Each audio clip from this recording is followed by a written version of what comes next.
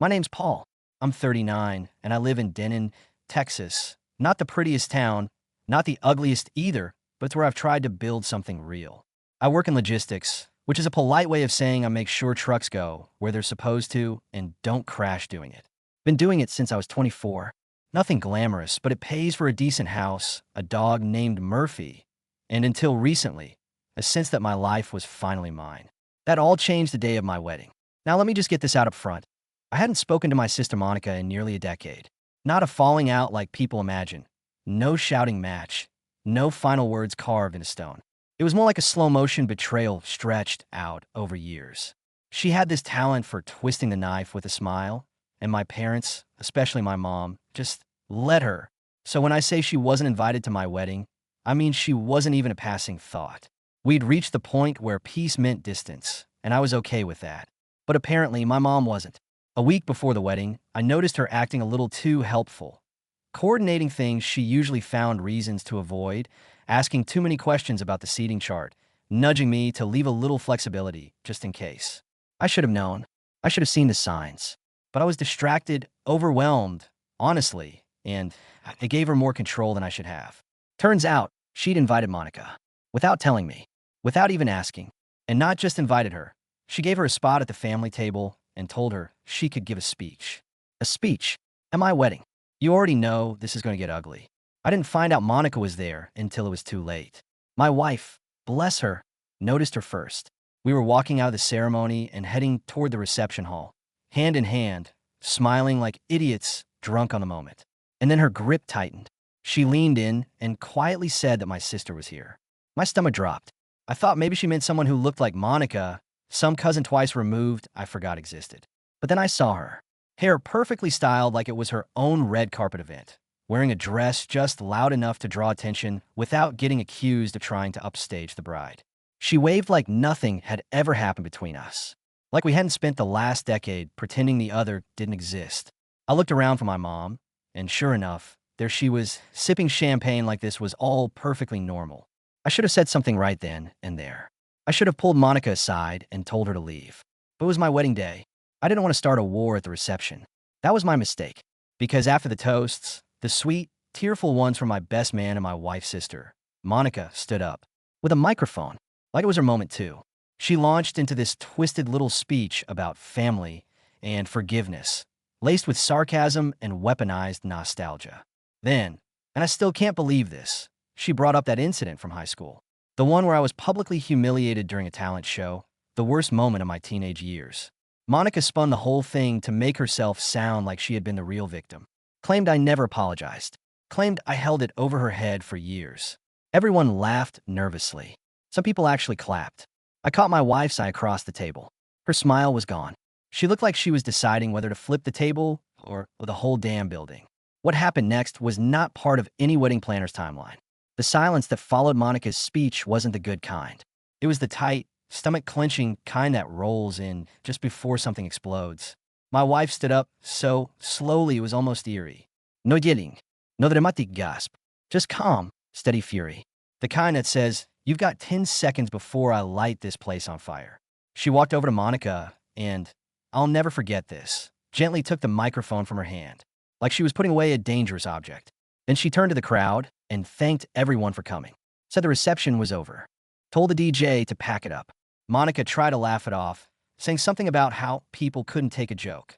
That's when my wife looked at her and said, no, didn't say, implied with every inch of her posture, get out. And Monica, for once in her life, wasn't the center of the room.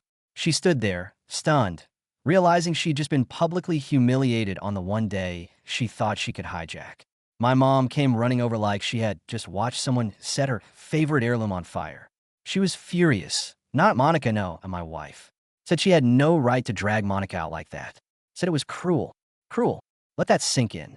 My sister got up at my wedding and twisted one of the worst moments of my life into a self-pity performance. And when she got escorted out, my mom called my wife cruel. I didn't say anything in that moment. I just walked over, took my wife's hand, and we left. Guests stared, whispering, some clearly unsure if they had just witnessed a meltdown or a miracle. The night ended early. The cake was boxed up. The drinks stopped pouring. But for the first time in a long, long time, I felt like someone had stood up for me. And that feeling was only getting started. The next morning, I woke up expecting the storm to have passed. It hadn't. If anything, it had grown legs and learned how to run. First, there were the texts. From my mom. From Monica. From a couple of cousins I hadn't talked to in years. Suddenly deciding now was a great time to check in. My mom's message was the longest. One of those guilt-laced essays that starts with how much she loves both her children equally and ends with accusing me of allowing my wife to destroy our family. I read it twice, set the phone down, and just stared out the window. Then came the second wave. Monica posted a screenshot, not of the speech, not of the chaos. No, she posted the apology we sent her. See, in the calm after the wedding, my wife and I did what decent people do. We wrote a short message, not a groveling plea, not some dramatic peace offering. Just a simple note acknowledging that things got heated and we hoped she got home safe. My wife insisted, even after everything, that it was the right thing to do. And Monica? She screenshot it, slapped a mocking caption over it, and shared it on social media. Imagine getting kicked out of a wedding for telling the truth, and the bride still tries to look classy, she wrote. With emojis. Emojis. That was the moment something inside me cracked. Not snapped, cracked. Like a foundation that had been slowly splitting for years and finally gave way. Because you know what? I was done. Done with the fake apologies. Done with pretending that Monica was just misunderstood. Done carrying a relationship that had been broken since we were kids. I tried to keep the peace for too long. All it had gotten me was silence when I needed backup and betrayal when I needed support. So I responded. Publicly. I didn't post it right away. I waited. Sat with it. For 2 full days, I watched as Monica soaked in the attention. Her followers, mostly old high school friends and some of our extended family, jumped in to defend her. You were just being honest. Some people can't handle the truth. What kind of brother kicks his sister out of a wedding? And my mom? She liked the post. That stung more than I'll ever admit. I knew what I had to do. Not to be petty, not to clap back, but because I was done being misrepresented. So I opened my laptop, found the old folder I swore I'd never touch again. The one labeled Monica 2004 to 2017. Yeah, that folder. Because unlike Monica, I don't need a lie to make someone look bad. I just needed the truth. There was the video clip from the time she forged a teacher's signature and let me take the fall. The email from a former friend she turned on in college. The same friend who told me, years later, that Monica had started a rumor just to get out of a lease. Screenshots of texts she accidentally sent to me, trash-talking our cousins while smiling to their faces. Receipts, literal and digital. I didn't post all of it, just enough. Enough to remind people that Monica's version of the truth has always been flexible, like yoga flexible. My post started with a single sentence. Since we're telling stories, here's one I've kept quiet for too long. Then I let the facts speak. I didn't insult her. I didn't curse. I didn't say anything I couldn't back up with evidence. I just held up a mirror, and finally, Monica had a look. By the time I hit post, my hands were steady, and it felt like closing a chapter one should have ended years ago. The post didn't go viral, thank God, but it traveled far enough. By the next morning, Monica had turned off comments on all her social media. A few of her defenders suddenly got quiet. One even messaged me privately, saying they didn't know the full story and were sorry for piling on. But you know who didn't reach out? My mom. Instead, she sent another message. Not to me, to my wife. She called her controlling. Said she'd driven a wedge between me and my real family. Accused her of turning me into someone cold and vindictive. And she ended the message with a kicker. That if my wife had any decency, she'd leave me so I could repair what was broken. My wife read it out loud. Sat down in stunned silence. Then she looked at me and said she was done trying. I don't blame her. We both tried. We tried for years. Dinners we endured. Phone calls we forced. Holidays where we played nice for the sake of appearances. All of it, hoping one day they'd see us not as problems, not as threats, just as people. But in their eyes, we were always the ones who upset the balance. We were the ones who should apologize, compromise, retreat. That night, I blocked Monica. Then I blocked my mom. Not out of anger. That part had cooled. This was different. This was relief. I finally understood. I wasn't losing a family. I was leaving a cycle. You'd think cutting off your mother and sister would feel like grief, like something breaking inside you. And I won't lie, there was a strange emptiness the first few days. Like when you walk into a room and instinctively reach for a light switch that's no longer there. But it wasn't grief. It was silence. and silence, I realized, can be healing. For the first time in years, there were no late-night texts demanding I fix things, no guilt-laced voicemails after holidays, no uncomfortable dinners where I had to sit across from people who smiled like nothing was wrong but made sure I fell out of place. That was gone. All of it. And in its absence, something new began to grow: clarity. I started looking at the past, not with anger, but with distance. Like I was finally able to zoom out and see the whole map, not just the little patch of pain I used to stare at. I remember being 14 and watching Monica lie to our parents about something I did and getting away with it. I remembered our mom brushing it off, telling me to be the bigger person because Monica was sensitive. That phrase haunted me for years. Be the bigger person. It became a script I was expected to follow, no matter how deep the cut, no matter how loud the silence that followed when I needed someone to stand up for me.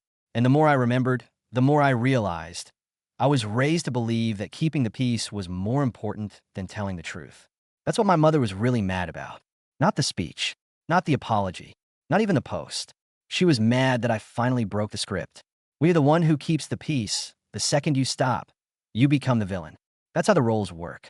And my role had always been the same: fixer, buffer, quiet son, peacekeeper. Not anymore.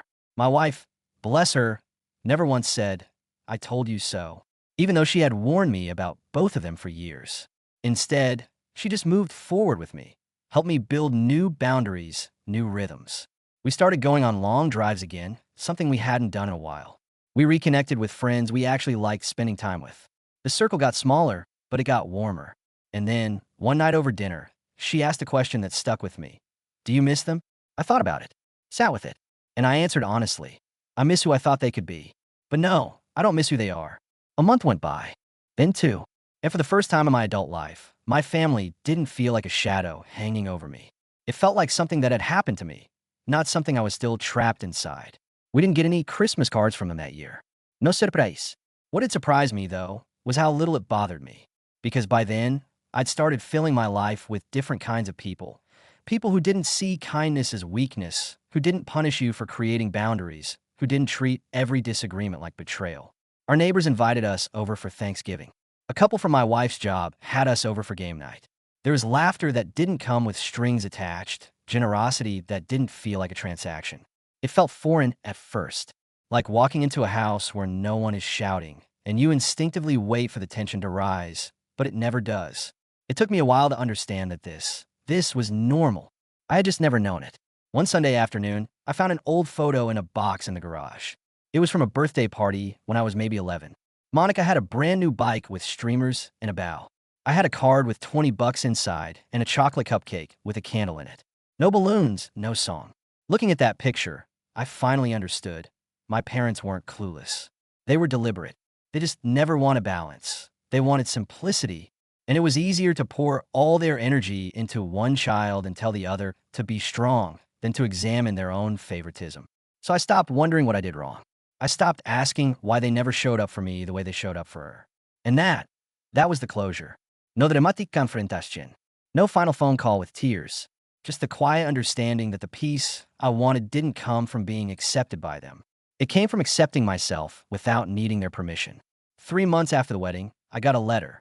Not a text, not a call, an actual letter, folded into a pale pink envelope with my mother's handwriting on the front. That alone nearly stopped my heart, because my mom was not a letter writer. If she couldn't guilt you over the phone, she didn't bother at all. I stared at it for hours, left it on the counter, walked past it a dozen times. Each time I reached for it, something in me hesitated, like I knew opening it would pull me back into something I'd finally escaped. Eventually, I read it. She didn't apologize. Not really. It was 3 pages of soft accusations. She said she missed me, that family shouldn't be thrown away over one bad moment. She said Monica didn't mean any harm, and that she herself had only been trying to hold the family together. Then she said something that stuck with me. "You used to be so patient, so forgiving. What happened to that version of you?" I read that line 3 times. Not because I was unsure what it meant, but because it made my stomach twist. That version of me? He grew up. He learned that patience without boundaries is just an invitation for people to walk all over you. That version of me? He spent years absorbing blows and calling it grace. And then one day, he looked in the mirror and saw someone tired of flinching. So I didn't write back. I didn't call. And for the first time, I didn't feel guilty for choosing silence. Because silence, in this case, wasn't avoidance. It was an answer, a full sentence with no words. It said, I hear you. I remember everything. And I'm still walking away. There's a strange kind of peace that comes when you stop waiting for the people who hurt you to understand what they did. I didn't know that peace could feel so quiet. So still, there were no more surprise messages. No more triangulating family drama passed through third cousins. The silence that once felt like abandonment now felt like protection, like a fence I built with my own hands, not to keep people out, but to keep myself safe inside. We had our 6-month anniversary a few weeks ago. Nothing fancy, just a hike through a park outside Austin, a thermos of coffee, and a few quiet hours on a bench by the water. My wife said something I think about often now. She looked at me and said, "You're lighter." She didn't mean physically. I gained a little weight, actually, but she was right. The burden, that endless, gnawing sense that I needed to prove something to people who'd already decided who I was, it was gone. I had stopped performing. And with that, I started showing up in my own life again. There are moments now that would have once triggered something deep in me. An old family photo popping up on social media, a voicemail from a relative I hadn't spoken to since the wedding, even just a song that played at the reception. And you know what I feel when those things show up? Not rage, not grief, just distance. Like looking at an old house you moved out of years ago. You still remember the creaky floorboards and a leaky faucet. But it's not your problem anymore. It's not your home anymore. Last week, I deleted the wedding folder from my computer. All the photos, the vendor receipts, the seating charts, even the screenshots of Monica's post and my mother's letter. I backed up a few favorites onto a USB drive, tucked it in a drawer, and then dragged the rest of the trash. Not out of anger, not out of spite, but because I no longer needed proof. I don't need to revisit that day to remind myself of who stood by me, or who didn't. Because every time I wake up and see my wife curled in her side of the bed, peaceful, snoring softly like she's finally resting without tension in her shoulders, that's enough. Every time I come home to a place that feels safe, not performative, that's enough. Every time I catch myself laughing without caution, not watching my words, not calculating tone, not walking on eggshells, that's enough. Somewhere along the way, I stopped grieving what I never had, and I started building what I always deserved. I don't know if I'll ever hear from my mother again. I doubt it. Monica? Probably not, unless she finds another reason to make herself the victim in someone else's story. But the truth is, I don't need an ending tide in a bow. Life doesn't always give you that. Sometimes, closure isn't a conversation. It's a decision, and I made mine. I chose peace, chose self-respect, chose the family I'm building, not the one I inherited. And if you ask me if I regret it, not even a little. Because some stories don't end in reconciliation. They end in freedom.